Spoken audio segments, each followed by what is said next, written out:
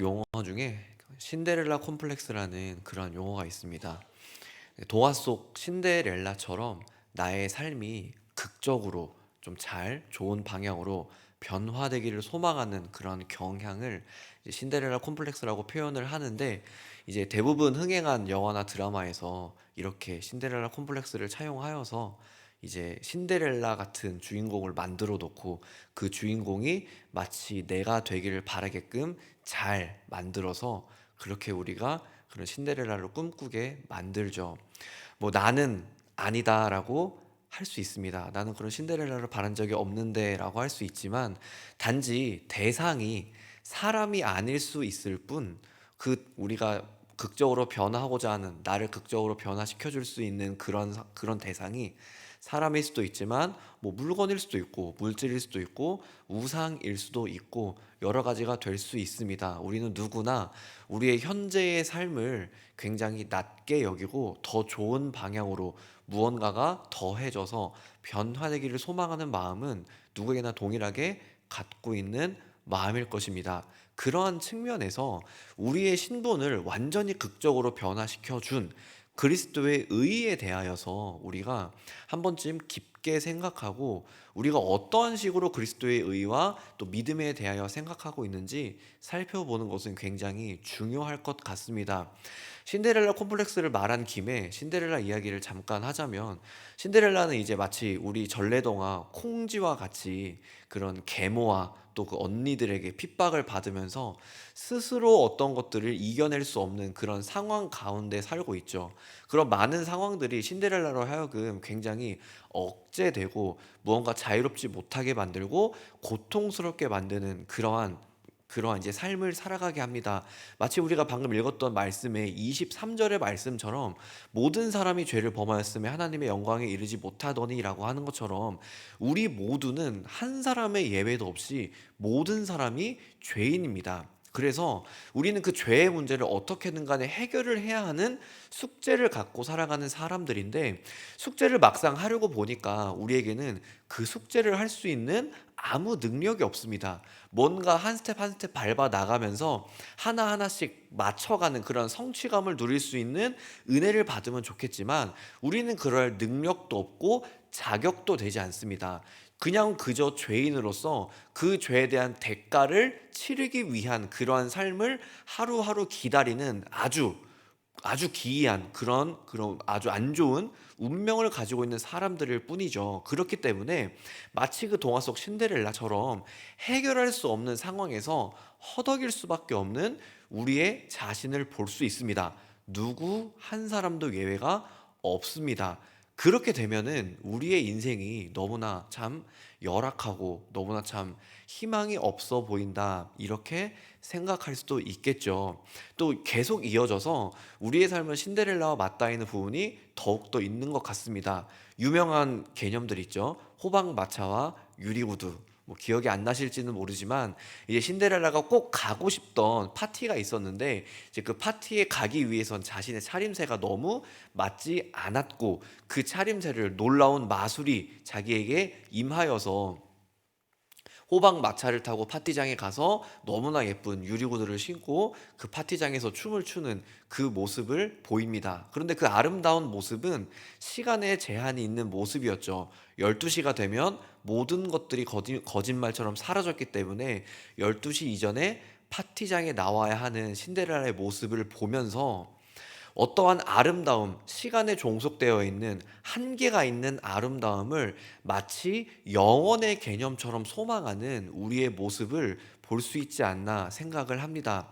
어린 시절에는 내 눈에 반짝반짝 좋아 보이는 뭐 아름다움이나 멋짐을 추구하고, 이제 중년으로 넘어가서는 그러한 어린 시절의 젊음을 그렇게 소망하기도 하고 추억하기도 하고, 노년으로 나아가서는 그런 나의 완전히 지나간 삶에 대한 추억과 기억들을 바라보면서 푸르렀던 내 자신에 대해서 그리워하곤 합니다. 그렇게 우리는 지나간 시간들 혹은 우리에게 주어지지 않을 시간들에 대해서 어차피 없어질 것들인데, 어차피 지나갈 것들인데 마치 그것이 우리에게 지금 임한다면 너무나 행복할 것 같고 너무나 영원히 우리를 아름답게 꾸며줄 것 같다는 착각을 하며 살아가지만, 그것은 마치 우리에게 호박마차나 유리구두와 같아서 우리를 영원히 행복하고 영원히 아름답게 만들어줄 수는 없습니다. 말씀에서 24절에서 26절에 나와 있는 것과 같이 한계가 있는 호박마차나 유리구두와 같이 그렇게 우리를 한계 있게 꾸며주는 것이 아니라 우리의 삶을 근본적으로 바꾸어줄, 우리가 해결하지 못할 숙제, 죄라는 숙제를 근본적으로 해결해 줄 방법이 등장을 하는데, 그 방법이 바로 그리스도의 의입니다.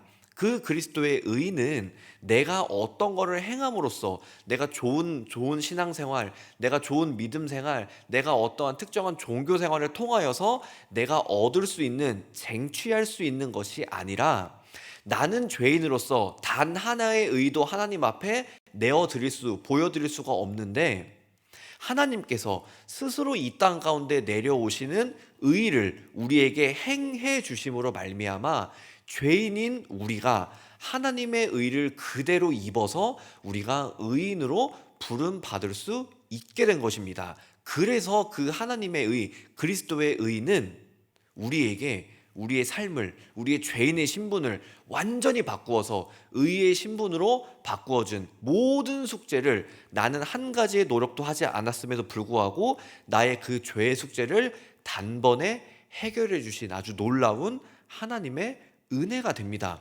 그러한 측면으로 봤을 때 아까 서두에서 말했던 우리 그 신데렐라 콤플렉스가 신앙적으로 봤을 때는 우리에게는 굉장히 건강한 개념이 되어야 하겠죠.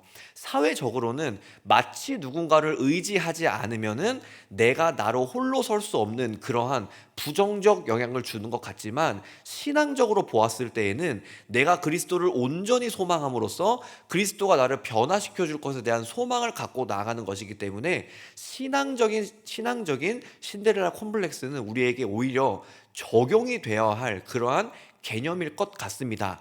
그런데 아직도 이렇게 콤플렉스 그 단어 자체가 주는 어감도 있지만, 이렇게 뭔가 내가 그리스도를 온전히 소망하고 거기에 의지하는 삶이라는 것에 대해서 그것이 우리에게 마냥 좋거나 마냥 우리가 소망해야 할 것 같은, 우리가 지금 그것을 누리고 있지 못하다면은 빨리 누려야 할 것 같은 마음을 가져야 하는데, 그것을 가지지 못하는, 또는 그것을 가지지 못하게 하는 부분이 분명히 있을 것 같습니다. 여전히 내가 그리스도를 온전히 소망해야 하는데 그리스도의 의가 나에게 입혀져서 내가 단번에 신분이 변화되었다면 내가 그 변화된 신분으로서 온전하게 누리면서 살아야 할 것 같은데, 그렇지 못하는 우리 자신을 훨씬 많이 볼 수 있거든요. 그렇다면은 무엇이 이러한 우리의 꺼리낌을 만드느냐? 27절부터 31절까지 그것에 대해서 쭉 나와 있는데, 그리스도의 의를 입은 자들이 삶에 대해서 중심적으로 가지고 가야 할 기준이 무엇으로 제시가 되냐면 바로 믿음입니다. 믿음이, 그리스도의 의를 받은 사람이 그것을 누리며 살게 하느냐, 누리지 못하게 하느냐를 결정할 수 있는 굉장히 중요한 기준이 되는 것이죠.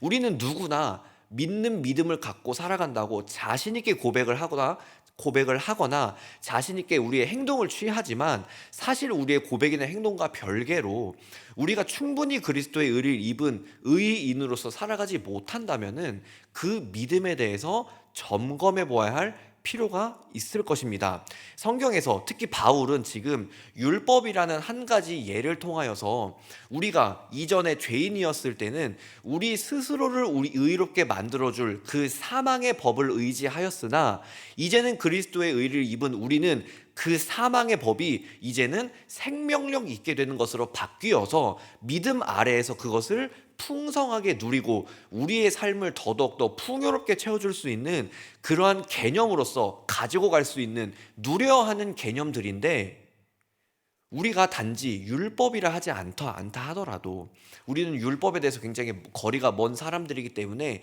이 율법의 예를 드는 것이 우리에게 와닿지 않겠지만, 다른 것들, 우리의 신앙이 우리의 족쇄가 되고 있지는 않은지, 우리가 믿는 하나님을 마치 우상화하여서 믿고 있지는 않은지에 대해서 이 말씀을 통하여서 점검해 보아야 합니다. 그러면서 과연 우리가 고백하는 그 믿음이 정말로 우리의 삶을 누릴 수 있게 만들고 우리의 삶을 참된 안식과 평안 가운데에서 정말 자유롭게 나아가게 하는 장치인 것인가, 아니면 내가 말로만 믿음을 고백하고 실상은 내가 그 믿음을 고백하지 않는다면 그 모든 것들이 나에게 주어지지 않을 것에 대한 두려움을 갖고 살아가고 있지는 않은지에 대해서 이 말씀들을 통하여서 우리가 계속 보고 점검해 보아야 할 것입니다.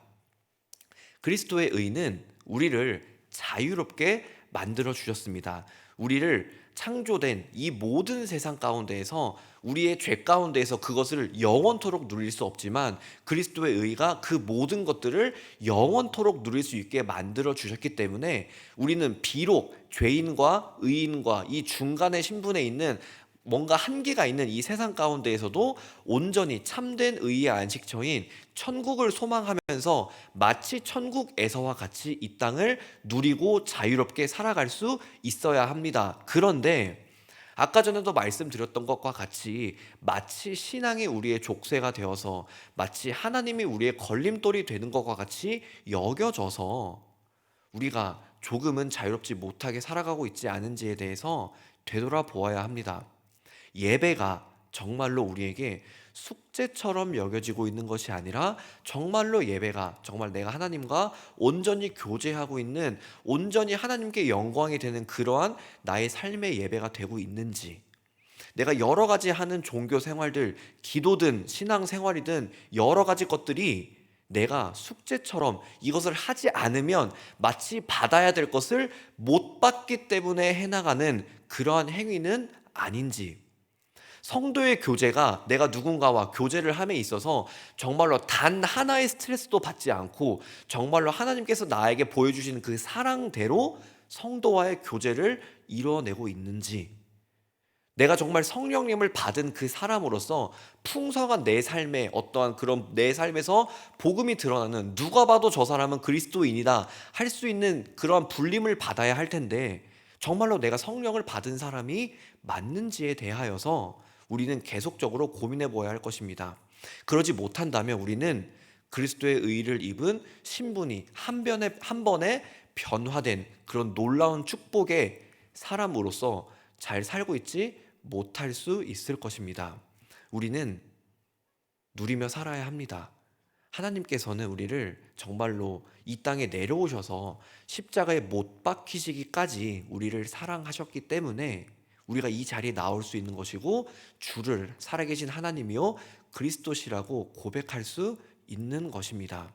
그렇기 때문에 그 고백대로 그대로 살아가기를 소망하면서 우리가 어떠한 다른 신데렐라의 모습, 내가 하나님으로부터 잘 변화되었지만 아직도 내가 꿈꾸는 다른 신데렐라의 모습을 소망하면서 거짓된 콤플렉스 안에서 갇혀 있어서 살아가는 것이 아니라 정말로 건강한 하나님의 안식과 평안 가운데에서 그것을 누리면서 하나님이 나를 바라보시는 그 시선대로 나를 바라보면서 자유롭게 여기고 그렇게 나를 사랑하고 하나님과 교통할 수 있는 오늘 하루가 되기를 주님의 이름으로 소망합니다. 기도하도록 하겠습니다.